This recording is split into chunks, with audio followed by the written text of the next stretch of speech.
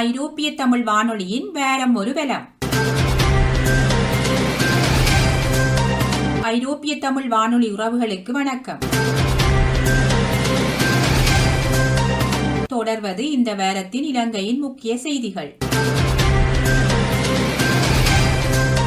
பளை தம்பகாமம் பகுதியில் பெண்ணொருவரின் சடலம் கண்டெடுப்பு. கிளிநொச்சி பளை தம்பகாமம் பகுதியில் பெண்ணொருவரின் சடலம் கண்டெடுக்கப்பட்டுள்ளது. குறித்த பெண் சனிக்கிழமை காணாமல் போயிருந்த நிலையில் அவரை தேடும் நடவடிக்கைகள் தொடர்ச்சியாக முன்னெடுக்கப்பட்டு வந்த நிலையில் தம்பகாமம் குளக்கரையில் குறித்த பெண்ணின் சடலம் கண்டெடுக்கப்பட்டுள்ளது. சடலமாக கண்டெடுக்கப்பட்டவர் அதே பகுதியைச் சேர்ந்த 41 வயதுடைய பொன்னையா வனஜா என அடையாளம் காணப்பட்டுள்ளார். இதனை அடுத்து சம்பவம் தொடர்பான மேலதிக விசாரணைகளை பளை போலீசார் முன்னெடுத்து வருகின்றனர். கைது செய்யப்பட்ட பூசகர் உள்ளிட்ட 3 போலீஸ் பிணையில் விடுதலை. யாழில் சம்பவம். நாட்டில் முழுநேர பயணத்தடை அமலில் உள்ள நிலையில் யாழ்ப்பாணம் கொடிகாமத்தில் உள்ள ஆலயம் ஒன்றில் பூஜை வழிபாடுகளில் ஈடுபட்ட குற்றச்சாட்டில் கைது செய்யப்பட்ட பூசகர் உள்ளிட்ட 3 போலீஸ் பிணையில் விடுவிக்கப்பட்டுள்ளனர். கொடிகாமம் வெரணி வடக்கு பகுதியில் உள்ள ஆலயத்தில் பூஜை வழிபாடுகள் இடம்பெறுவதாக கொடிகாம போலீசாருக்கு ரகசியமாக தகவல் வழங்கப்பட்டுள்ளது. குறித்த தகவலுக்கு அமைய ஆலயத்திற்கு சென்ற போலீசார் பூஜை வழிபாட்டில் ஈடுபட்டிருந்த பூசகர் உள்ளிட்ட 3 கைது செய்தனர். அதனைத் தொடர்ந்து 3 போலீஸ் நிலையத்திற்கு அழைத்துச் சென்று விசாரணைகள் மேற்கொண்டதன் பின்னர் கடுமையாக எச்சரித்து போலீஸ் பிணையில் விடுவித்துள்ளனர். நுவரெலியாவில் உள்ள தேசிய கால்நடை பண்ணையில் பணிபுரிந்த மேலும் 32 பேருக்கு கொரோனா. நுவரெலியா டயகம சந்திரிகாமம் தோட்டத்திற்கு அருகிலுள்ள தேசிய கால்நடை பண்ணையில் பணிபுரியும் 32 பேருக்கு கொரோனா வைரஸ் தொற்று உறுதி செய்யப்பட்டுள்ளதாக லிந்தலை பொது சுகாதார வைத்திய அதிகாரி ஜனத் அபே குணரத்ன குறிப்பிட்டுள்ளார். இவ்விடயம் தொடர்பாக அவர் மேலும் கூறியுள்ளதாவது, தேசிய கால்நடை பண்ணையில் பணிபுரிந்த 4 ஊழியர்களுக்கு கொரோனா வைரஸ் தொற்று அண்மையில் உறுதி செய்யப்பட்டது. அதனைத் தொடர்ந்து அவர்களுடன் தொடர்பினை பேணிய 70 பேர் அடையாளம் காணப்பட்டு அவர்களும் PCR பரிசோதனைக்கு உட்படுத்தப்பட்டனர். குறித்த PCR முடிவுகள் கிடைக்கப்பெற்ற நிலையிலேயே மேலும் 32 பேருக்கு கொரோனா வைரஸ் தொற்று உறுதி செய்யப்பட்டுள்ளது. இந்த தொற்றாளர்களில் 4 டயகம சந்திரிகாமம் தோட்டத்தைச் சேர்ந்தவர்கள் ஆவர். மேலும் தொற்றாளர்களாக அடையாளம் காணப்பட்டுள்ள அனைவரும் தனிமைப்படுத்தல் நிலையங்களுக்கு அனுப்பி வைக்கப்பட்டுள்ளனர் என அவர் குறிப்பிட்டுள்ளார். துறைமுக நகர வாக்கெடுப்பில் சந்தேகம். பொதுஜன பெரமுனவின் முறைப்பாடு குறித்து ஆராய்வு. கொழும்பு துறைமுக நகர பொருளாதார ஆணைக்குழு சட்டம் மூலம் தொடர்பாக இடம்பெற்ற 2ஆம் வாசிப்பு மீதான வாக்கெடுப்பு குறித்து முறைப்பாடு அளிக்கப்பட்ட நிலையில் நாடாளுமன்றத்தில் வாக்கெடுப்புகளை கணக்கிடும் இலத்திரனியல் அமைப்பு பரிசோதனைக்கு உட்படுத்தப்பட்டுள்ளது. இலங்கை தகவல் தொழில்நுட்ப நிறுவனத்தின் அதிகாரிகளால் இந்த பரிசோதனை முன்னெடுக்கப்பட்டிருந்ததாக நாடாளுமன்ற தகவல்கள் தெரிவிக்கின்றன. சபாநாயகரின் கோரிக்கைக்கு அமைய இந்த நடவடிக்கை மேற்கொள்ளப்பட்டுள்ளது. கொழும்பு துறைமுக நகர பொருளாதார ஆணைக்குழு சட்டம் மூலம் தொடர்பாக கடந்த 20ஆம் தேதி நாடாளுமன்றத்தில் வாக்கெடுப்பு இடம்பெற்றது. இந்த நிலையில் அன்றைய தினம் இடம்பெற்ற 2ஆம் வாசிப்பு மீதான வாக்கெடுப்பு உரிய முறையில் கணக்கிடப்படவில்லை என ஆளும் கட்சி சார்பில் ஸ்ரீலங்கா பொதுஜன பெரமுன சபாநாயகரிடம் முறைப்பாட்டினை முன்வைத்திருந்தமை குறிப்பிடத்தக்கது. மன்னார் கடற்கரைக்கு அருகாமையில் சிதைவடைந்த நிலையில் சடலம் கண்டெடுப்பு. மன்னார் தாழ்வுவாடு கடற்கரைக்கு அருகிலுள்ள கடற்கரை பகுதியில் சிதைவடைந்த நிலையில் சடலம் ஒன்றை மன்னார் போலீசார் கண்டெடுத்துள்ளனர். குறித்த பகுதியில் சடலம் ஒன்று கிடப்பதை அவதானித்த அப்பிரதேச மக்கள் போலீசாருக்கு திங்கட்கிழமை தகவல் வழங்கியுள்ளனர். அதன் அடிப்படையில் அப்பகுதிக்கு விரைந்த போலீசார் சடலத்தை கண்டெடுத்துள்ளனர். அதனைத் தொடர்ந்து சம்பவம் அறிந்து அவ்விடத்திற்கு வந்த சட்ட வைத்திய அதிகாரி சடலத்தை பார்வையிட்டதோடு உடற்கூற்று பரிசோதனையை மேற்கொள்ள மன்னார் வைத்தியசாலையில் ஒப்படைக்குமாறு உத்தரவிட்டார். இந்நிலையில் குறித்த சடலம் மன்னார் மாவட்ட பொது வைத்தியசாலையில் பிரேத அறையில் வைக்கப்பட்டுள்ளதுடன் உயிரிழந்தவர் தொடர்பாக இதுவரை எந்தவித தகவலும் கிடைக்கவில்லை என போலீசார் தெரிவித்துள்ளனர். வவுனியாவில் முகக்கவசம் அணியாதவர்களை அள்ளிச் செல்லும் போலீசார். வவுனியா நகர பகுதியில் அமைந்துள்ள வியாபார நிலையங்களில் முகக்கவசம் அணியாமல் நின்றிருந்த நபர்களை போலீசார் வாகனத்தில் ஏற்றிச் சென்றனர். கொரோனா வைரஸ் பரவலை கட்டுப்படுத்தும் நோக்குடன் நாடளாவிய ரீதியில் அமல்படுத்தப்பட்டிருந்த பயணத்தடை செவ்வாய்க்கிழமை காலை தளர்த்தப்பட்டிருந்தது. இதனை அடுத்து வவுனியா நகருக்குள் நுழையும் பொதுமக்களின் எண்ணிக்கை அதிகரித்தது. வவுனியா நகரில் அத்தியாவசிய உணவுப் பொருட்களை விற்பனை செய்யும் கடைகள் மற்றும் மருந்தகங்கள், வங்கிகள் போன்றவை திறந்திருப்பதுடன் ஏனைய வியாபார நிலையங்கள் மூடப்பட்டுள்ளன. இதேவேளை திறந்திருக்கும் வியாபார நிலையங்களுக்கு கள விஜயம் செய்த போலீசார் மற்றும் சுகாதார பிரிவினர் அங்கு முகக்கவசம் அணியாதவர்கள் மற்றும் நாடியில் முகக்கவசம் அணிந்தவர்களை PCR பரிசோதனையினை முன்னெடுப்பதற்காக வாகனங்களில் ஏற்றிச் சென்றனர்.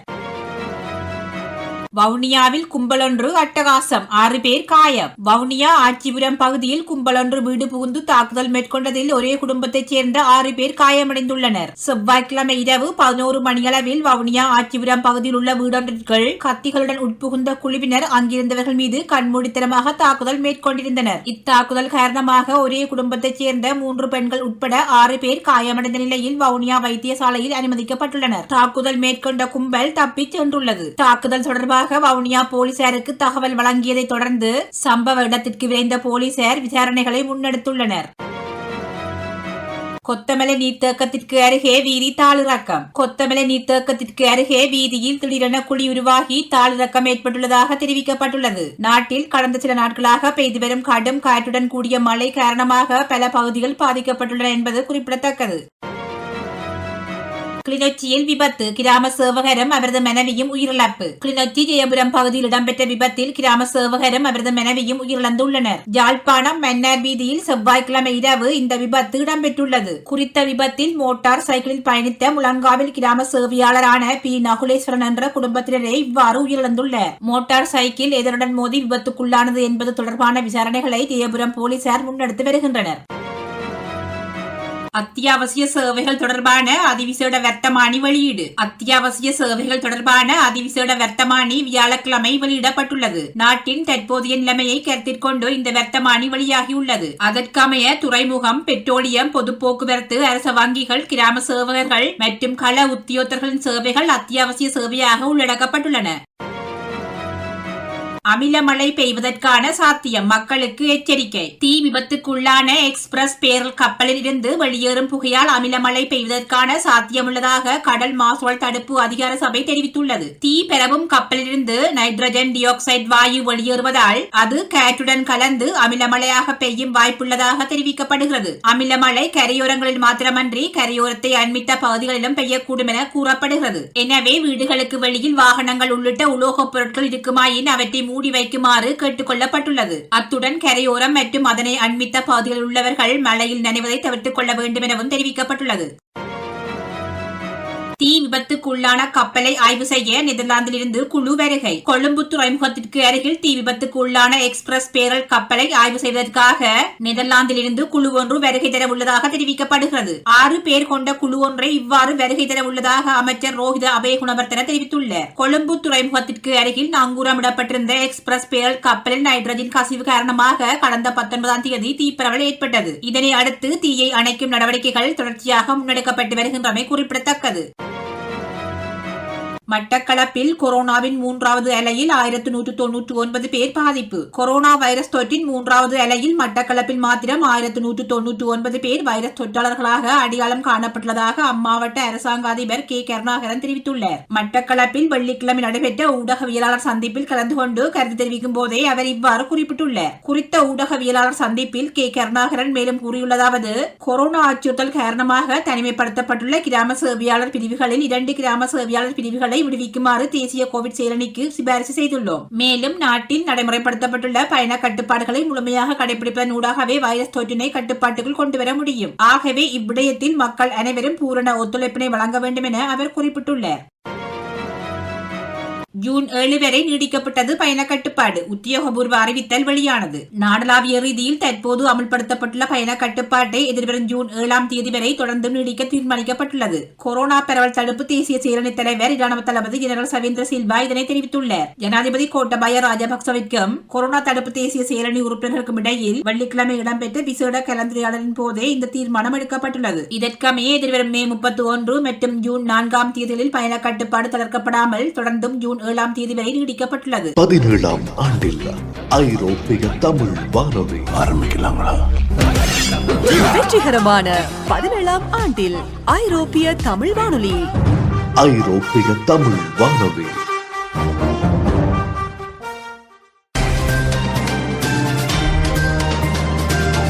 நீங்கள் கேட்டுக்கொண்டிருப்பது ஐரோப்பிய தமிழ் வானொலியின் வேரம் ஒரு வேலம். தொடர்வது இந்திய செய்திகள். மகாராஷ்டிராவில் துப்பாக்கி சண்டை, 13 நக்சலைட்டுகள் உயிரிழப்பு. மகாராஷ்டிரா கட்ரோலி மாவட்டம் எட்டப்பள்ளி வனப்பகுதியில் இடம்பெற்ற துப்பாக்கி சண்டையில் 13 நக்சலைட்டுகள் போலீசாரால் சுட்டுக் கொல்லப்பட்டுள்ளனர். மராட்டிய உள்துறை அமைச்சர் திலீப் வாட்சே பாட்டீல் இதனை உறுதிப்படுத்தியுள்ளார். குறித்த பகுதியில் உள்ள மக்களை அச்சுறுத்தி அழைத்துச் சென்று கூட்டம் ஒன்றினை நக்சலைட்டுகள் கூட்டியுள்ளனர். இதன்போது சம்பவம் அறிந்த அவ்விடத்திற்கு சென்ற 200 போலீசார் மற்றும் துணை இராணுவத்தினர் சுற்றி வளைப்பினை முன்னெடுத்து நக்சலைட்டுகள் மீது திடீர் தாக்குதல் நடத்தியுள்ளனர். இதன்போது இரு தரப்பினருக்கும் கடுமையான துப்பாக்கி சண்டை இடம்பெற்றுள்ளது. இதில் 13 நக்சலைட்டுகள் சுட்டுக் கொல்லப்பட்டுள்ளதுடன் அவர்களது உடல்களை போலீசார் கண்டெடுத்துள்ளனர். தமிழகத்தில் அடுத்த ஒரு வாரத்திற்கு தளர்வுகளற்ற முழு ஊரடங்கு. தமிழகத்தில் அடுத்த ஒரு வாரத்திற்கு தளர்வுகளற்ற முழு ஊரடங்கை அமல்படுத்துவதாக முதலமைச்சர் மு க ஸ்டாலின் அறிவித்துள்ளார். ஏற்கனவே அறிவிக்கப்பட்ட முழு ஊரடங்கானது திங்கட்கிழமை நிறைவடைந்த நிலையில் மருத்துவ நிபுணர் குழுவுடன் முதலமைச்சர் மு க ஸ்டாலின் ஆலோசனை நடத்தினர். பின்னர் அனைத்து கட்சி பிரதிநிதிகளுடனும் நடத்திய ஆலோசனையின் பின்னர் தமிழகத்தில் அடுத்த ஒரு வார காலத்துக்கு தளர்வுகளற்ற ஊரடங்கை அமல்படுத்த வேண்டும் என தீர்மானம் நிறைவேற்றப்பட்டது. கொரோனா பரவலை தடுக்க தமிழக அரசு பல்வேறு தீவிர நடவடிக்கைகள் எடுத்து வருகின்ற நிலையில் இந்த அறிவிப்பு வெளியாகியுள்ளது. முன்னதாக கொரோனாவை கட்டுப்படுத்த கடந்த 10ஆம் தேதி முதல் 24ஆம் தேதி வரை முழு ஊரடங்கு அமல்படுத்தப்பட்டமை குறிப்பிடத்தக்கது. காற்றழுத்த தாழ்வு மண்டலம் ஜாஸ் புயலாக உருமாறியது. மத்திய கிழக்கு வங்கக்கடல் பகுதியில் நிலை கொண்டிருந்த காற்றழுத்த தாழ்வு மண்டலமானது புயலாக உருமாறியுள்ளது. இதற்கு ஜாஸ் என பெயரிடப்பட்டுள்ளதுடன் இந்த புயல் ஒடிசாவின் பாரதீப்பில் இருந்து 540 கிலோமீட்டர் தொலைவில் மையம் கொண்டுள்ளதாகவும் தெரிவிக்கப்படுகிறது. அத்துடன் குறித்த புயலானது 26ஆம் தேதி ஒடிசா மேற்கு வங்கம் இடையே கரையை கடந்துள்ளதாகவும் வானிலை ஆய்வு மையம் தெரிவித்துள்ளது. அந்தமான் கடல் பகுதியில் உருவாகியிருந்த குறைந்த காற்றழுத்த தாழ்வு பகுதி பின் ஆழ்ந்த காற்றழுத்த தாழ்வு பகுதியாக உருமாறியிருந்தது. பின்னர் காற்றழுத்த தாழ்வு மண்டலமாக வலுவடைந்திருந்தமை குறிப்பிடத்தக்கது.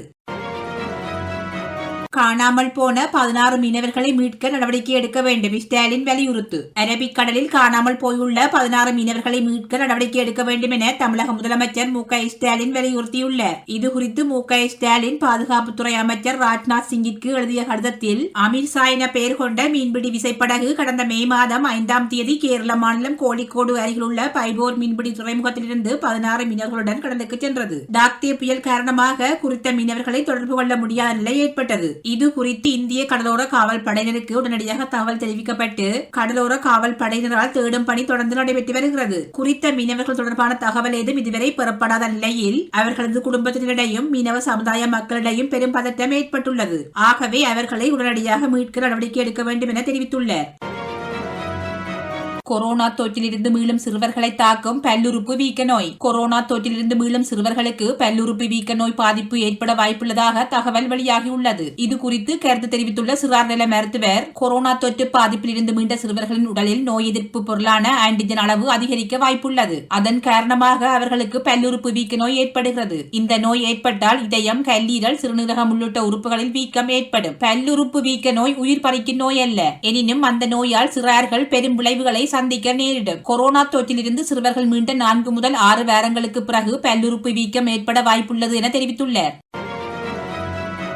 ஸ்புட்னிக் வி தடுப்பூசியின் உற்பத்தி நடவடிக்கைகள் இந்தியாவில் ஆரம்பம். ரஷ்யாவில் தயாரிக்கப்படும் ஸ்புட்னிக் வி தடுப்பூசியை இந்தியாவில் உற்பத்தி செய்யும் நடவடிக்கைகள் ஆரம்பமாகியுள்ளதாக அறிவிக்கப்பட்டுள்ளது. ஸ்புட்னிக் வி தடுப்பூசியின் அவசரகால பயன்பாட்டிற்கு மத்திய அரசு அனுமதி வழங்கியுள்ளது. இந்நிலையில் RDIF எனப்படும் ரஷ்ய நேரடி முதலீடு நிலையமும் பனேசியா பயோடெக் என்ற இந்திய நிறுவனமும் இணைந்து ஸ்புட்னிக் வி தடுப்பூசியை தயாரிக்க உள்ளன. ஹிமாச்சல பிரதேசத்தின் பாத்தி பகுதியில் உள்ள பனேசியா பயோடெக் நிறுவனத்தில் தயாரிக்கப்படும் முதற்கட்ட தடுப்பூசிகள் ரஷ்யாவின் கமலேய ஆய்வு கூடத்திற்கு அனுப்பி வைக்கப்பட உள்ளதாகவும் தெரிவிக்கப்பட்டிருக்கிறமை குறிப்பிடத்தக்கது.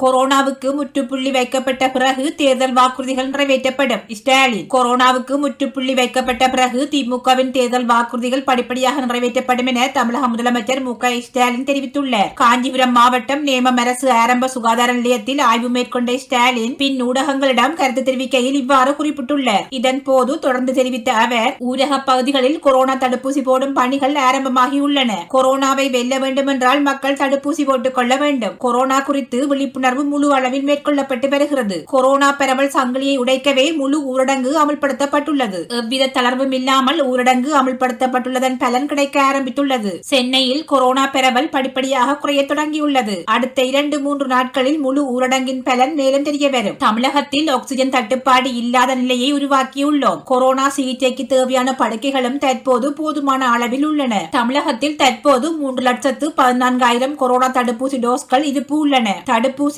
மத்திய அரசை மட்டும் சார்ந்திருக்காமல் உலகளாவிய டெண்டர் கோரியுள்ளோம். ஆக்சிஜன் தட்டுப்பாடு கடந்த காலங்களில் இருந்தது உண்மை. தற்போது சரி செய்யப்பட்டுள்ளது. கொரோனாவிற்கு முற்றுப்புள்ளி வைக்கப்பட்ட பிறகு திமுக தேர்தல் வாக்குறுதிகள் படிப்படியாக நிறைவேற்றப்படும் என தெரிவித்துள்ளார். கொரோனா தொற்றால் இறந்தவரின் உடல் மூலம் தொற்று பரவுவதில்லை. எய்ம்ஸ் மருத்துவமனை. கொரோனா தொற்றால் இறந்த ஒருவரது உடல் மூலம் மற்றவர்களுக்கு வைரஸ் தொற்று பரவ வாய்ப்பில்லை என எய்ம்ஸ் மருத்துவமனை தெரிவித்துள்ளது. இது குறித்து கருத்து தெரிவித்துள்ள எய்ம்ஸ் மருத்துவமனையின் தடயவியல் துறை தலைவர் சுதீர் குப்தா மேற்படி குறிப்பிட்டுள்ளார். தொடர்ந்து தெரிவித்துள்ள அவர், கடந்த ஓராண்டு காலமாக கொரோனா தொற்றினால் உயிரிழந்தோரின் உடல்களை வைத்து ஆய்வு நடத்தி வந்தோம். ஏறக்குறைய 100 உடல்களை கொரோனா வைரஸ் தொற்று இருக்கிறதா என்பதை மறு ஆய்வு செய்தோம். உயிர் பிரிந்த 12 தொடக்கம் 24 மணி நேரத்தில் இதை செய்தோம். இதன் முடிவுகளின்படி இறந்து 24 மணி நேரத்திற்கு பின்னர் ஒருவரது உடலில், குறிப்பாக மூக்கு மற்றும் வாய்க்குழிகளில் கொரோனா வைரஸ் தொற்று இல்லை என தெரிய வந்துள்ளது. எனவே ஒருவர் இறந்து 12 முதல் 24 மணி நேரமான பின்னர் அவரது உடல் மூலம் மற்றவர்களுக்கு கொரோனா வைரஸ் பரவுவதற்கு பெரும்பாலும் வாய்ப்பு இல்லை என தெரிவித்துள்ளார். கரையை கடந்த ஜாஸ் புயல் 1 கோடி பேர் பாதிக்கப்பட்டுள்ளதாக அறிவிப்பு. ஜாஸ் புயல் காரணமாக மேற்கு வங்க மாநிலத்தில் சுமார் 1 கோடி மக்கள் பாதிக்கப்பட்டுள்ளதாக இந்திய ஊடகங்கள் செய்தி வெளியிட்டுள்ளன. ஜாஸ் புயல் புதன்கிழமை கரையை கடந்த நிலையில் ஒடிசா மாநிலத்தின் பல்வேறு பகுதிகளில் காற்றுடன் கூடிய கனமழை பெய்திருந்தது. அத்துடன் கடல் சீற்றம் அதிகரித்து உவர்நீர் ஊருக்குள் புகுந்துள்ளதாகவும் செய்திகள் வெளியாகியுள்ளன. இதன் காரணமாக மேற்கு வங்க மாநிலம் பெருமளவான பாதிப்புகளை எதிர்கொண்டுள்ளது. சுமார் 128 கிராமங்கள் பாதிக்கப்பட்டுள்ளதாக தெரிவிக்கப்படுகிறது. அதே நேரம் குறித்த புயல் கரையை கடந்த போதிலும் இன்னும் சில நாட்களுக்கு ஒடிசா, மேற்கு வங்கம், ஜார்க்கண்ட் ஆகிய மாநிலங்களில் கனமழை நீடிக்கும் என வானிலை மையம் எச்சரிக்கை விடுத்துள்ளமை குறிப்பிடத்தக்கது. டெல்லியில் 100 பேருக்கு கருப்பு பூஞ்சை தொற்று. டெல்லியில் 100 பேர் கருப்பு பூஞ்சை தொற்றினால் பாதிக்கப்பட்டுள்ளதாக அம்மாநில சுகாதாரத்துறை அமைச்சர் சத்யேந்தர் ஜெயின் தெரிவித்துள்ளார். இது குறித்து செய்தியாளர்களிடம் கருத்து தெரிவித்த அவர், கடந்த 23ஆம் தேதி 200க்கும் மேற்பட்டோருக்கு கருப்பு பூஞ்சை தொற்று இருப்பது கண்டறியப்பட்டுள்ளது. இதுவரை 600க்கும் மேற்பட்டவர்கள் இந்த தொற்றால் பாதிக்கப்பட்டுள்ளனர். கடந்த 24 மற்றும் 25ஆம் தேதிகளில் டெல்லியைச் சேர்ந்தவர்கள் மற்றும் டெல்லிக்கு வெளியில் இருந்து வந்தவர்கள் என 100 பேருக்கு கருப்பு பூஞ்சை தொற்று இருப்பது கண்டறியப்பட்டுள்ளது என தெரிவித்துள்ளார். கொரோனா தடுப்பு விதிகளை ஜூன் மாதம் வரை பின்பற்றுமாறு அறிவுறுத்தல். கொரோனா தடுப்பு விதிமுறைகளை தொடர்ந்து ஜூன் மாதம் 30ஆம் தேதி வரை பின்பற்றும்படி அனைத்து மாநிலங்கள் மற்றும் யூனியன் பிரதேசங்களுக்கு மத்திய அரசு உத்தரவு பிறப்பித்துள்ளது. இது குறித்து மத்திய உள்துறை செயலர் அஜய் பல்லா அனைத்து மாநிலங்கள் மற்றும் யூனியன் பிரதேசங்களுக்கு அறிக்கை அனுப்பியுள்ளார். குறித்த அறிக்கையிலேயே மேற்படி தெரிவிக்கப்பட்டுள்ளது. அதில் மேலும் கூறப்பட்டுள்ளதாவது, கொரோனாவால் பாதிக்கப்பட்டோர் உள்ள பகுதியை தனிமைப்படுத்துவது, சிகிச்சைக்கு தேவையான ஆக்சிஜன், மருந்து மற்றும் மருத்துவ உபகரணங்களை தடையின்றி வழங்குவது போன்றவற்றால் கொரோனா பரவல் குறைந்துள்ளது. எனினும் பாதிக்கப்பட்டோர் விகிதம் அதிகமாக உள்ளது. எனவே ஏற்கனவே அறிவித்த கொரோனா பரவல் தடுப்பு விதிமுறைகளை ஜூன் மாதம் 30ஆம் தேதி வரை கட்டாயம் பின்பற்றவும். உள்ளூர் பாதிப்பு நிலவரத்தை ஆராய்ந்து விதிமுறைகளை படிப்படியாக தளர்த்துவது குறித்து அந்தந்த மாநிலங்கள் தீர்மானிக்கலாம் என தெரிவிக்கப்பட்டுள்ளது.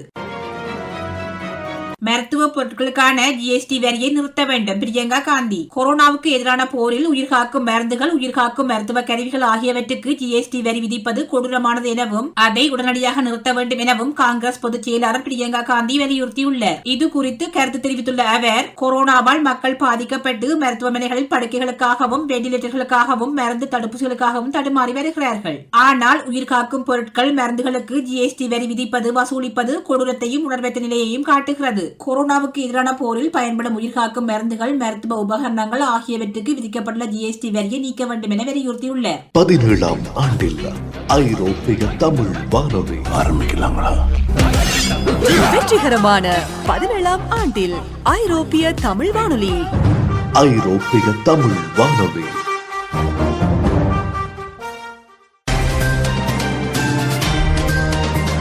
வாரம் ஒரு பலத்தின் உலக செய்திகள்.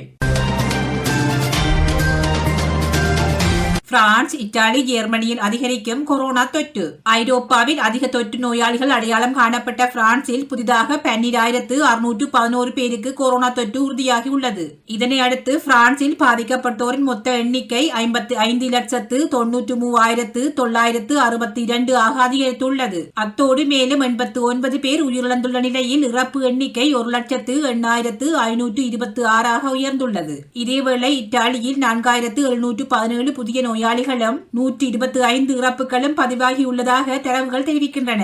அதன்படி 4,18,819 பேருக்கு இதுவரை கொரோனா தொற்று உறுதியாகியுள்ளதுடன் 1,25,153 பேர் உயிரிழந்துள்ளனர். அத்தோடு ஜெர்மனியில் மேலும் 6,419 பேருக்கு கொரோனா தொற்றும் 108 பேர் உயிரிழந்துள்ளதாகவும் அறிவிக்கப்பட்டுள்ளது. அதன் பிரகாரம் ஜெர்மனியில் 36,53,019 பேர் பாதிக்கப்பட்டுள்ள நிலையில் 87,960 பேர் உயிரிழந்துள்ளமை குறிப்பிடத்தக்கது. கனடா அமெரிக்க நில எல்லை ஜூன் 21ஆம் தேதி வரை மூடப்படும். கனடா அமெரிக்க நில எல்லை ஜூன் 21ஆம் தேதி வரை குறைந்தது ஒரு மாதமாவது தொடர்ந்து மூடப்படும் என அறிவிக்கப்பட்டுள்ளது. எதிர்பார்த்தபடி இந்த அறிவிப்பினை கனடா பொது பாதுகாப்பு அமைச்சர் பில் பிளேர் தனது ட்விட்டர் பக்கத்தில் பதிவிட்டுள்ளார். இந்த பதிவில் அவர் குறிப்பிட்டுள்ளதாவது, அத்தியாவசியமற்ற சர்வதேச பயணங்களுக்கும் அமெரிக்காவிற்கும் 2021ஆம் ஆண்டு ஜூன் 21ஆம் தேதி வரை நாங்கள் பயண கட்டுப்பாடுகளை விரிவுபடுத்துகிறோம். கனடியர்களை COVID-19 இருந்து பாதுகாப்பாக வைத்திருக்க கிடைக்கக்கூடிய சிறந்த பொது சுகாதார ஆலோசனையின் அடிப்படையில் எங்கள் முடிவுகளை நாங்கள் தொடர்ந்து கடைபிடிப்போம் என பதிவிட்டுள்ளார். முதல் கோவிட் அலைகளில் வைரஸ் பரவுவதை தடுக்கும் முயற்சியாக நடவடிக்கைகள் கடந்த ஆண்டு மார்ச் மாதத்தில் முதலில் கொண்டுவரப்பட்டன. இதன்படி எல்லை கடப்புகள் ஒரு வருடத்திற்கு மேலாக அத்தியாவசியமற்ற போக்குவரத்திற்கு மூடப்பட்டுள்ளன. சீனாவில் ஆலங்கட்டி மழை, வேகமான காற்றில் சிக்கி 21 ஓட்டப்பந்தய வீரர்கள் உயிரிழப்பு. சீனாவில் பெய்த ஆலங்கட்டி மழை மற்றும் வேகமான காற்றில் சிக்கி மரதன் ஓட்டப்பந்தய வீரர்கள் 21 பேர் உயிரிழந்துள்ளனர். சம்பவ இடத்தில் நடைபெற்ற மீட்பு பணி ஞாயிற்றுக்கிழமை நிறைவடைந்த நிலையில் உயிரிழந்த 21 பேரின் உடல்களும் மீட்கப்பட்டுள்ளதாக மீட்பு பணி தலைமையகம் தெரிவித்துள்ளது. போட்டியில் பங்கேற்ற மற்ற 172 பேரில் 8 பேருக்கு சிறிய காயங்கள் ஏற்பட்டு மருத்துவமனையில் சிகிச்சை பெற்று வருகின்றனர். மற்ற அனைவரும் பாதுகாப்பாக உள்ளதாக தெரிவிக்கப்பட்டது. வடமேற்கு சீனாவில் உள்ள கான்சு மாகாணத்தில் மலைப்பகுதியில் 100 கிலோமீட்டர் தொலைவு மரதன் போட்டி சனிக்கிழமை நடைபெற்றது. போட்டி ஆரம்பமாகும் போது வெயில் இருந்ததாகவும் திடீரென காலநிலை மாறியதாகவும் பெயின் நகர மேயர் சாங் சுச்சென் தெரிவித்துள்ளார். இருப்பினும் காரணம் குறித்து மேலும் ஆராய்வதற்காக ஒரு விசாரணை குழு அமைக்கப்பட்டுள்ளது என அவர் மேலும் தெரிவித்தார். மியான்மரில் இராணுவ ஆட்சிக்கு எதிரான போராட்டத்தில் ஈடுபட்ட 1,25,000 பேர் பணியிடை நீக்கம். மியான்மரில் இராணுவ ஆட்சிக்கு எதிரான போராட்டத்தில் ஈடுபட்ட 1,25,000 பேரை அந்நாட்டு இராணுவம் பணியிடை நீக்கம் செய்துள்ளது. இராணுவத்தின் ஆட்சி கவிழ்ப்புக்கு எதிர்ப்பு தெரிவித்து ஆர்ப்பாட்ட நிகழ்வில் கலந்து கொண்டதற்காக இந்த நடவடிக்கை எடுக்கப்பட்டுள்ளது. இது தவிர 19,500 பல்கலைக்கழகத்தின் பணியாளர்களும் பணியிடை நீக்கம் செய்யப்பட்டுள்ளனர் என கூறப்படுகிறது. மியான்மரில் சமீபத்திய தரவுகளின்படி கடந்த 2 ஆண்டுகளில் 4.3 லட்சம் ஆசிரியர்கள் பணிபுரிந்து வருகின்றனர். கடந்த ஆண்டு நவம்பரில் நடந்த பொது தேர்தலில் மோசடி நடந்திருப்பதாக குற்றம் சாட்டி ஆட்சி கவிழ்ப்பை நியாயப்படுத்திக் கொண்டிருக்கும் மியான்மர் ராணுவம் நாட்டின் தலைவர் ஆங் சான் சூகி, ஜனாதிபதி வின் மைண்ட் உட்பட ஆளும் கட்சியைச் சேர்ந்த 100க்கும் மேற்பட்ட தலைவர்களை கைது செய்து சிறை வைத்துள்ளது. அது மட்டுமின்றி நாடு முழுவதும் ஓராண்டுக்கு அவசர நிலையை இராணுவம் அறிவித்துள்ளது. இராணுவத்தின் இந்த நடவடிக்கைக்கு எதிராக மக்கள் பலர் போராட்டங்களை முன்னெடுத்து வருகின்றனர். ஆனால் போராட்டத்தை கடுமையான நடவடிக்கைகள் மூலம் இராணுவம் ஒடுக்கி வருகிறது. தற்போது வரை மியான்மரில் இராணுவத்திற்கு எதிரான போராட்டத்தில் 800க்கும் மேற்பட்டோர் உயிரிழந்துள்ளனர். மலேசியாவில் 2 ரயில்கள் மோதிக்கொண்டதில் 200க்கும் மேற்பட்டோர் காயம். மலேசிய தலைநகர் கோலாலம்பூரில் 2 ரயில்கள் மோதிக்கொண்டதில் 200க்கும் மேற்பட்டோர் காயமடைந்ததாக தெரிவிக்கப்பட்டுள்ளது. திங்கட்கிழமை உள்ளூர் நேரம் இரவு 8:45 மணிக்கு இந்த விபத்து நிகழ்ந்துள்ளது. கட்டுப்பாட்டாளருடன் சோதனை ஓட்டத்தில் சென்று கொண்டிருந்த ஒரு ரயில் பயணிகளை ஏற்றிச் செல்லும் மற்றொரு ரயிலில் மோதியது. இயக்கப்படும் 2 ரயில்களும் கம்புங்பாரு மற்றும் KLCC நிலையங்களுக்கு இடையில் ஒரு சுரங்கப்பாதையில் மோதிய போது மணிக்கு 40 கிலோமீட்டர் வேகத்தில் பயணித்ததாக மாநில ஊடகங்கள் தெரிவித்தன. இந்த விபத்தின் போது சுமார் 166 பேர் சிறு காயங்களுக்கு உள்ளாகி கோலாலம்பூர் மருத்துவமனை உட்பட அருகில் உள்ள மருத்துவமனைகளுக்கு அனுப்பப்பட்டனர். 47 பயணிகள் பலத்த காயமடைந்தனர் என்று மாநில ஊடகங்கள் மேலும் தெரிவித்தன. கடந்த 23 ஆண்டில் மலேசியாவில் மெட்ரோ ரயிலில் மிகப்பெரிய விபத்து நிகழ்ந்திருப்பது இதுதான் முதல் தடவையாகும். பிரித்தானியாவில் டிஜிட்டல் விசா வழங்கும் முறையை அமல்படுத்த திட்டம். பிரித்தானியாவில் டிஜிட்டல் நுழைவு விசா வழங்கும் முறையை அமல்படுத்த உள்ளதாக உள்துறை செயலாளர் பிரித்தி படேல் தெரிவித்துள்ளார். பிரித்தானியாவுக்கு விசா அல்லது குடியேற்ற அனுமதி இல்லாமல் வருவோர் எதிர்காலத்தில் மின்னணு பயண அங்கீகாரத்துக்கு விண்ணப்பிக்க வேண்டி வரும். இந்த நடைமுறை பிரிட்டனுக்கு வர விரும்புவோரின் விண்ணப்பங்களில் தகுதியானவற்றை முன்கூட்டியே தீர்மானிக்க உதவும். இந்த நடைமுறையின் கீழ் ஆண்டுதோறும் 30 மில்லியன் விண்ணப்பங்கள் பெறப்படும் என்று எதிர்பார்க்கப்படுகிறது. பிரெக்சிட்டுக்கு பிந்தைய மாற்றங்களில் பிரித்தானியாவின் எல்லைகளை டிஜிட்டல் முறையில் நிர்வகிக்கும் நடைமுறையும் அடங்கும். புதிய நடைமுறைகள் பிரித்தானியாவில் குடியேறுவோர் இங்கிருந்து இடம்பெயர்வோரின் எண்ணிக்கையை துல்லியமாக கணக்கிட உதவும். பிரித்தானியாவின் குடியேற்ற கொள்கையில் மேற்கொள்ளப்படவுள்ள மாற்றங்கள் குறித்து பின்னர் அறிவிக்கப்படும் என உள்துறை செயலாளர் பிரித்தி படேல் தெரிவித்தார். 2025ஆம் ஆண்டின் இறுதிக்குள் பிரித்தானியாவுக்கு முழு டிஜிட்டல் செய்ய பிரித்தானிய உள்துறை அலுவலகம் நம்புகிறது. ஏற்கனவே அமெரிக்காவில் மின்னணு பயண அங்கீகார நடைமுறை அமலில் உள்ளமை குறிப்பிடத்தக்கது. உலக பணக்காரர்கள் பட்டியலில் முதலிடத்தில் பெர்னார்ட் அர்னால்ட். உலக பணக்காரர்கள் பட்டியலில் உள்ள பெயர்கள் கடந்த ஒரு வருடமாக பெரிய அளவிலான மாற்றங்களை கண்டு வருகின்றன.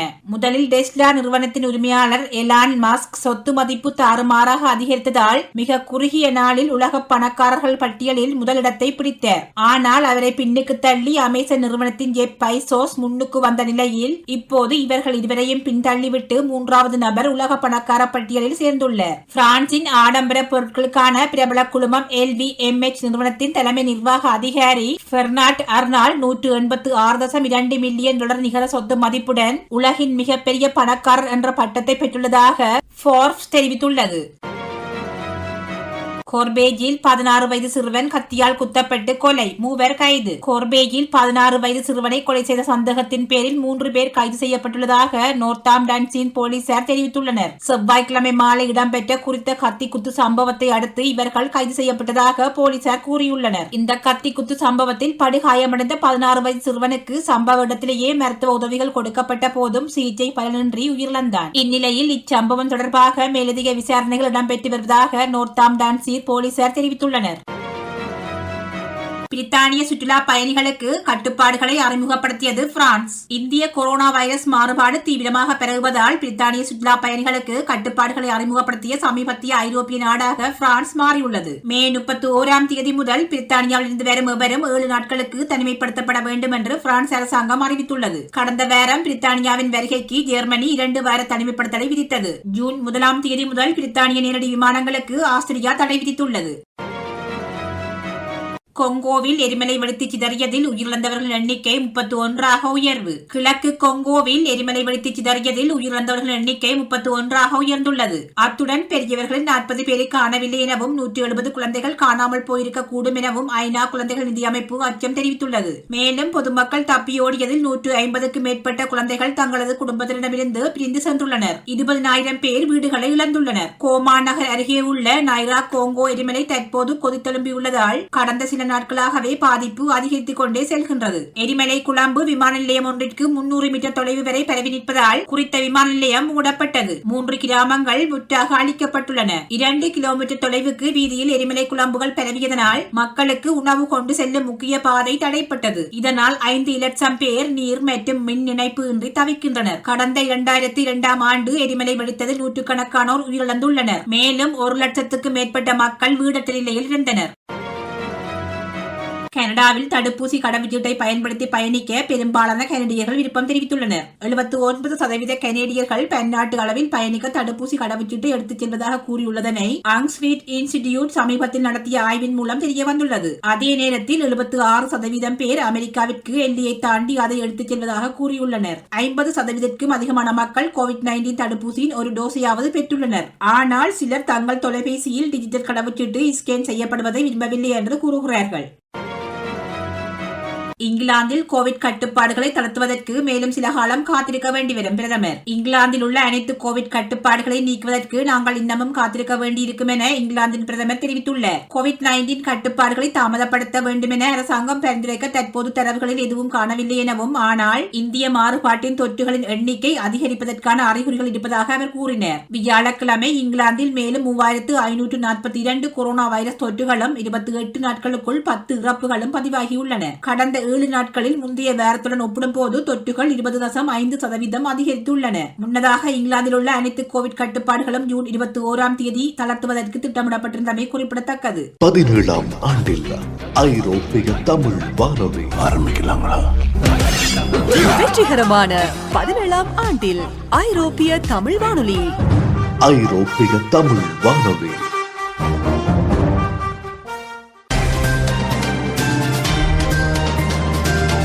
நீங்கள் கேட்டுக்கொண்டிருப்பது ஐரோப்பிய தமிழ் வானொலியின் வேரம் ஒரு வேலம். தொடர்வது விளையாட்டுச் செய்திகள். ADP லியோன் பகிரங்க டென்னிஸ் ஸ்டெபினோஸ் சிட்சிபாஸ் சாம்பியன். நடப்பு ஆண்டுக்கான ADP லியோன் பகிரங்க டென்னிஸ் தொடரில் கிரேக்கத்தின் ஸ்டெபினோஸ் சிட்சிபாஸ் சாம்பியன் பட்டம் வென்றுள்ளார். ஞாயிற்றுக்கிழமை நடைபெற்ற மகளிருக்கான ஆண்களுக்கான ஒற்றையர் பிரிவு இறுதிப் போட்டியில் கிரேக்கத்தின் ஸ்டெபினோஸ் சிட்சிபாஸ் பிரித்தானியாவில் கெமரோன் நோரியுடன் பல பரிசை நடத்தினர். பரபரப்பாக நடைபெற்ற இப்போட்டியில் முதல் செட்டை 6-3 என்ற கணக்கில் சிட்சிபாஸ் கைப்பற்றினர். தொடர்ந்து நடைபெற்ற 2வது செட்டில் சிட்சிபாஸுக்கு நோரிஸ் நெருக்கடி கொடுத்து பதிலளிப்பார் என எதிர்பார்க்கப்பட்டது. எனினும் அந்த எதிர்பார்ப்புகளை பொய்யாக்கிய சிட்சிபாஸ் 2வது செட்டையும் 6-3 என்ற கணக்கில் கைப்பற்றி சாம்பியன் பட்டத்தை வென்றார். ஜெனீவா பகிரங்க டென்னிஸ் இறுதிப் போட்டிக்கு அடியெடுத்து வைத்தார் டேனிஸ் சபேலோவ். ஜெனீவா பகிரங்க டென்னிஸ் தொடரின் ஆண்களுக்கான ஒற்றையர் பிரிவு அரையிறுதிப் போட்டியில் கனடாவின் டெனிஸ் சபேலோவ் வெற்றி பெற்று இறுதிப் போட்டிக்கு முன்னேறியுள்ளார். பெரும் எதிர்பார்ப்புக்கு மத்தியில் நடைபெற்ற அரையிறுதிப் போட்டியில் கனடாவின் டெனிஸ் சபேலோவ் அர்ஜென்டினாவின் பப்லோ கியூவாசுடன் மோதினர். விறுவிறுப்பாக நடைபெற்ற இப்போட்டியில் முதல் செட்டை டெனிஸ் சபேலோவ் 6-4 என கைப்பற்றினர். தொடர்ந்து நடைபெற்ற இரண்டாவது செட்டில் இதுவரை விட்டுக் கொடுக்காமல் விளையாடினர். எனினும் இந்த செட்டில் இறுதி வரை கடும் ஆக்ரோஷமாக விளையாடிய டெனிஸ் சபேலோவ் 7-5 என செட்டை போராடி கைப்பற்றி வெற்றி பெற்றார். ஒரு நாள் தொடரில் விளையாடும் ஆப்கானிஸ்தான் பாகிஸ்தான் அணிகள். ஆப்கானிஸ்தான் மற்றும் பாகிஸ்தான் அணிகள் எதிர்வரும் செப்டம்பர் மாதம் 3 போட்டிகள் கொண்ட ஒரு நாள் தொடரில் விளையாட உள்ளன. ஆப்கானிஸ்தான் நடத்தும் இந்த தொடர் ஐக்கிய அரபு அமீரகத்தில் நடைபெற உள்ளது. எனினும் இடம் இன்னும் உறுதி செய்யப்படவில்லை. ஐசிசி மற்றும் ஆசிய கிரிக்கெட் சபையின் நிகழ்வுகளில் ஆப்கானிஸ்தானும் பாகிஸ்தானும் அடிக்கடி விளையாடியிருந்தாலும் இருதரப்பு தொடர்களில் விளையாடியதில்லை. ஆகையால் முதல் முறையாக நடத்தப்பட உள்ள இத்தொடர் குறித்து ஆப்கானிஸ்தான் கிரிக்கெட் சபையின் அதிகாரி ஒருவர் கூறுகையில், இந்த தொடர் ஐக்கிய அரபு அமீரகத்தில் விளையாடப்படும். ஆனால் நாங்கள் இன்னும் இடத்தை உறுதிப்படுத்தவில்லை. ஷார்ஜா, அபுதாபி அல்லது துபாயில் இதை நடத்துவதற்கு நாங்கள் கலந்துரையாடி வருகிறோம். அத்துடன் ஐக்கிய அரபு அமீரகத்துக்கான விசா பிரச்சினை விரைவில் தீர்க்கப்படும் என்று நாங்கள் நம்புகிறோம் என கூறினர். இதற்கிடையில் ஆப்கானிஸ்தான் கிரிக்கெட் சபை பாகிஸ்தானுக்கு எதிரான ஒரு நாள் தொடரின் பின்னர் ஆஸ்திரேலியா மற்றும் மேற்கிந்திய தீவுகள் அணியுடனான முத்தரப்பு T20 தொடரொன்றையும் நடத்த திட்டமிட்டுள்ளது. இலங்கை அணிக்கு எதிரான ஒரு நாள் தொடரை கைப்பற்றியது பங்களாதேஷ். இலங்கை அணிக்கு எதிரான ஒரு நாள் கிரிக்கெட் தொடரை பங்களாதேஷ் அணி முதன்முறையாக கைப்பற்றியுள்ளது. செவ்வாய்க்கிழமை இடம்பெற்ற இரண்டாவது ஒரு நாள் போட்டியில் பங்களாதேஷ் அணி டக்வர்த் லூயிஸ் முறைமை அடிப்படையில் 103 ஓட்டங்களால் வெற்றி பெற்றது. இப்போட்டியில் நாணய சுழற்சியில் வெற்றி பெற்ற பங்களாதேஷ் அணி முதலில் துடுப்பாடி 48.1 ஓவர்களில் 246 ஓட்டங்களை பெற்றிருந்தது. போட்டி மழையால் பாதிக்கப்பட்ட நிலையில் டக்வர்த் லூயிஸ் முறையின்படி இலங்கை அணிக்கு வெற்றி இலக்காக 40 ஓவர்கள் 245 ஓட்டங்கள் நிர்ணயிக்கப்பட்டது. எனினும் இலங்கை அணி 40 ஓவர்களில் 9 விக்கெட்டுகளை இழந்து 141 ஓட்டங்களை மாத்திரமே பெற்று தோல்வி அடைந்தது. எனவே பங்களாதேஷ் ஏற்கனவே முதலாவது போட்டியில் பெற்றுக்கொண்ட வெற்றியுடன் சேர்த்து இந்த தொடரை 2-0 என்ற கணக்கில் கைப்பற்றியுள்ளது. நியூசிலாந்து அணிக்கு எதிரான டெஸ்ட் தொடரிலிருந்து பென் காஃபெக்ஸ் விலகல். நியூசிலாந்து அணிக்கு எதிரான டெஸ்ட் தொடரிலிருந்து இங்கிலாந்து கிரிக்கெட் அணியின் விக்கெட் காப்பாளர் பென் காஃபெக்ஸ் விலகியுள்ளார். ஓவலில் நடைபெறும் மிடில்செக்ஸுக்கு எதிரான கவுண்டி சாம்பியன்ஷிப் போட்டி தொடரில் சர்ரே அணிக்காக விளையாடிக் கொண்டிருக்கும் பென் காஃபெக்ஸுக்கு இடது தொடையில் எலும்பு முறிவு ஏற்பட்டுள்ளது. ஆகையால் அவருக்கு அடுத்த 3 வாரங்களுக்கு ஓய்வில் இருக்கும்படி மருத்துவர்கள் குழு அறிவுறுத்தியுள்ளதால் அவர் இத்தொடரில் விளையாட மாட்டார் என இங்கிலாந்து மற்றும் வேல்ஸ் கிரிக்கெட் சபை அறிவித்துள்ளது. இதற்கு பதிலாக விக்கெட் காப்பு துடுப்பாட்ட வீரரான ஜேம்ஸ் பில்லிங்ஸ் அணிக்குள் அழைக்கப்பட்டுள்ளார். இருப்பினும் ஏற்கனவே அணியில் ஒரு பகுதியாக இருந்த ஜேம்ஸ் பிரேசி 11 பேர் கொண்ட அணியில் விக்கெட் காப்பாளராக இடம் பிடிப்பார் என எதிர்பார்க்கப்படுகிறது. இதற்கிடையில் கசிப் ஹமீத்தும் இங்கிலாந்து டெஸ்ட் அணிக்கு திரும்புகிறார். கடைசியாக அவர் 2016 ஆண்டு நவம்பர் மாதம் விளையாடியிருந்தார். 28 வயதான பென் காஃபெக்ஸ் இதுவரை 8 டெஸ்ட் போட்டிகளில் விளையாடி 1 சதம் 1 அரை சதம் அடங்கலாக 410 ஓட்டங்களை குவித்துள்ளார். அடுத்த மாத ஆரம்பத்தில் இங்கிலாந்துக்கு செல்லும் நியூசிலாந்து கிரிக்கெட் அணி 2 போட்டிகள் கொண்ட டெஸ்ட் தொடரில் விளையாடுகின்றது. இந்த தொடரின் முதல் போட்டி எதிர்வரும் ஜூன் 2ஆம் தேதி லண்டன் லோர்ட்ஸ் மைதானத்தில் நடைபெற உள்ளது. ஐரோப்பா சாம்பியன் லீக் இறுதிப் போட்டி வில்லாரியல் அணி முதல் முறையாக சாம்பியன் ஆனது. ஐரோப்பா சாம்பியன் லீக் தொடரின் இறுதிப் போட்டியில் வெற்றி பெற்று வில்லாரியல் அணி முதல் முறையாக சாம்பியன் பட்டம் வென்றுள்ளது. மகுடத்திற்கான இறுதிப் போட்டியில் ஸ்பெயினின் வில்லாரியல் அணியும் இங்கிலாந்தின் மான்செஸ்டர் யுனைடெட் அணியும் பல பரீட்சை நடத்தின. இப்போட்டியின் 29வது நிமிடத்தில் வில்லாரியல் அணியின் ஜொரார்ட் மொரேனோ அணிக்காக முதல் கோலை பதிவு செய்தார். இதனைத் தொடர்ந்து போட்டியின் 55வது நிமிடத்தில் மான்செஸ்டர் யுனைடெட் அணியின் எடின்சன் கவானி பதில் கோல் அடித்தார்.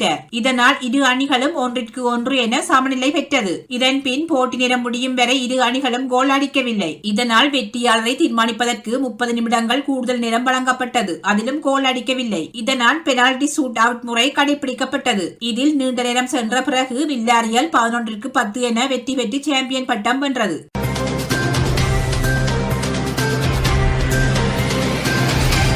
இத்துடன் இவ்வாரத்திற்கான வாரம் ஒரு வேலம் நிறைவுக்கு வருகின்றது. இத்துணை நிறமன் நிகழ்வோடு இணைந்து கேட்டுக் கொண்டிருந்த அத்துணை அன்புள்ள சொந்தங்களுக்கும் நன்றிகளையும் வாழ்த்துக்களையும் தெரிவித்துக் கொண்டு விடைபெற்றுக் கொள்ளலாம். மீண்டும் ஒரு வாரம் ஒரு வேலத்தில் சந்திக்கும் வரை நன்றி, வணக்கம்.